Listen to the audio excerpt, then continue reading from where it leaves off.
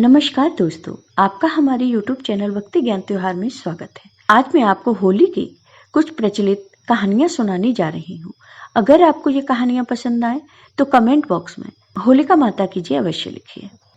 होली का त्योहार कब है? हिंदू पंचांग के अनुसार होली का पर्व चैत्र महीने के कृष्ण पक्ष की प्रतिपदा को मनाया जाता है। इस साल होली का त्योहार 14 मार्च को मनाया जाएगा।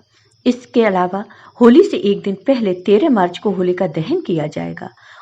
होलिका दहन के दिन छोटी होली के नाम से भी जाना जाता है। हिंदू पंचांग के अनुसार फागुन मास की पूर्णिमा के दिन बुराई पर अच्छाई की जीत के रूप में होलिका दहन किया जाता है। इस बार होलिका दहन 13 मार्च गुरुवार को किया जाएगा। इस बार होलिका दहन की तिथि 13 मार्च को सुबह 10:35 से शुरू होगी और तिथि का समापन 14 मार्च को दोपहर 12:23 पर होगा। होली से जुड़ी हुई कई कथाएं प्रचलित हैं, किंतु सबसे पुरानी और प्रचलित कथा सतयुग की है। ऐसे कह सकते हैं कि होली सतयुग से मनाई जाती है। होली की सबसे पुरानी और प्रचलित कथा। सतयुग में एक अति पराक्रमी दैत्य राजा था हिरण्यकश्यप। हिरण्यकश्यप के भाई हिरण्याक्ष का भगवान विष्णु ने वराह अवतार लेकर वध किया था। इस कारण हिरण्यकश्यप उन्हें दुश्मन मानता था। हिरण्यकश्यप का विवाह कयाधु से हुआ था, जिससे उसे प्रहलाद नामक पुत्र की प्राप्ति हुई। हिरण्यकश्यप ने मनचाहे वरदान के लिए ब्रह्मा जी की तपस्या शुरू की। इस दौरान देवताओं ने उसकी नगरी पर आक्रमण कर दिया और वहां अपना शासन स्थापित कर लिया।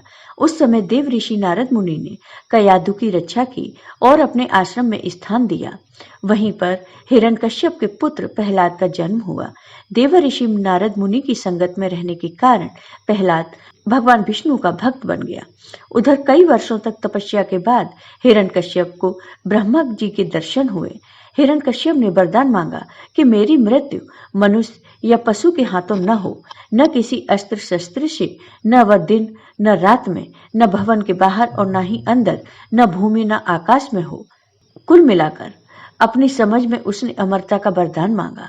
ब्रह्मा जी ने उसे यह वरदान दे दिया, किंतु इसके बाद वह निरंकुश हो गया।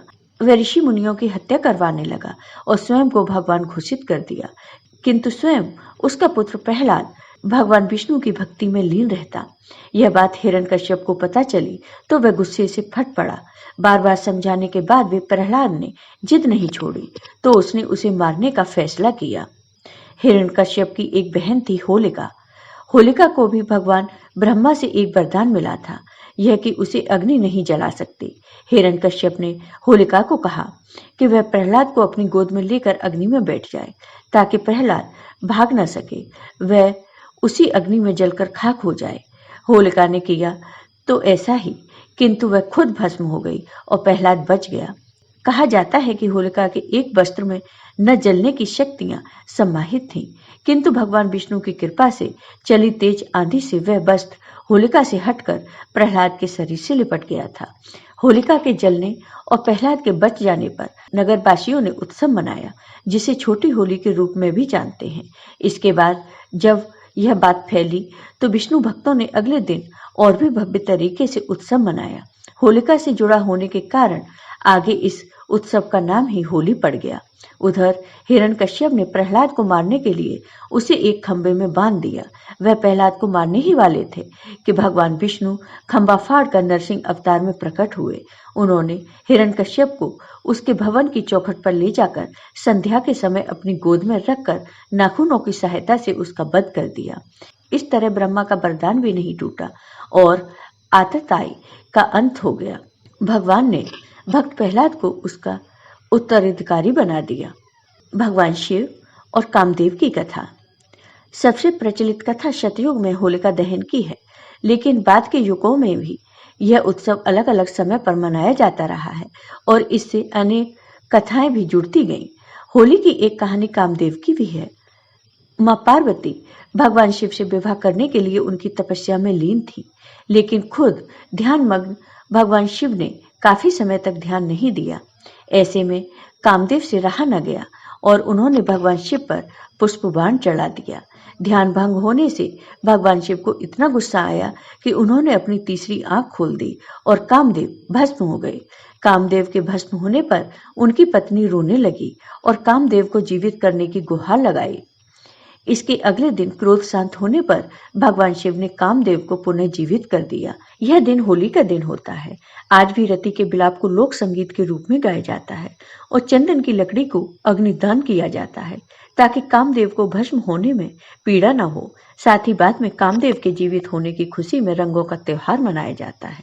माना जाता है कि कामदेव के भस्म होने पर होलिका जलाई जाती है, तो उनके जीवित होने की खुशी में रंगों का त्योहार होली मनाया जाता है। महाभारत काल की कथा। महाभारत काल यानी द्वापर युग में युधिष्ठिर को भगवान कृष्ण ने एक कहानी सुनाई। राक्षसी ढूंढी की कथा।